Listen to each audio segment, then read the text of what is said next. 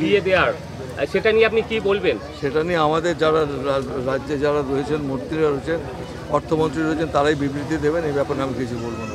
আচ্ছা দাদা, আন্দোলনরত শিক্ষক যারা হচ্ছে যোগ্য শিক্ষক যারা 26,000, তাদের মধ্যে একাংশ আন্দোলন করছিল বিকাশ ভবনে, সেখানে পুলিশের লাঠিচার্জ।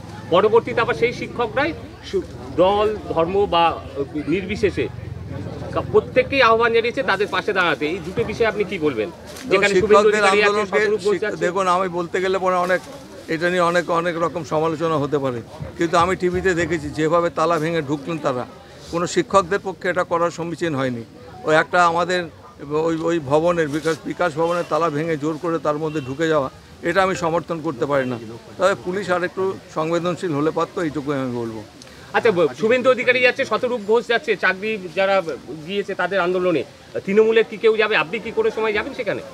দেখুন, আমাদের সরকার তো ওদের সমর্থনে রয়েছে। মাননীয় মুখ্যমন্ত্রী তাদের জন্য যে অনুদান ঘোষণা করেছেন, যে 25%, যে 20,000 টাকা 25,000 টাকা করে দিয়েছে, তাদের তো বোঝা উচিত রাজ্য সরকারের কোষাগারের অবস্থাটা। তারা যদি আমাদের পশ্চিমবঙ্গের সৎ নাগরিক হয়, তাদেরও পশ্চিমবঙ্গের কথা চিন্তা ভাবনা করতে হবে। এবং যারা এই ঘটনার জন্য দায়ী, তাদের বিরুদ্ধে এখনও তদন্ত চলতে, অনেকে গ্রেপ্তার হয়েছে, আপনারা সবাই জানেন। নতুন করে এই ব্যাপারে বলার নেই। তবে আমি একটা কথা বলবো, যারা আমাদের শিক্ষকরা আন্দোলন করছেন, তাদের আন্দোলন তারা করার অধিকার রয়েছে, গণতান্ত্রিক অধিকার। শান্তিপূর্ণ আন্দোলন হোক, এটাই আমরা চাইব। শুভেন্দু অধিকারী বলেছেন 9 তারিখে আমরা বিধানসভা অচল করে দেবেন, বিধানসভা চলতে দেবেন না শিক্ষকদের নিয়ে এই আন্দোলনের প্রতিবাদে। 9 তারিখ আসুক, তখন দেখা যাবে।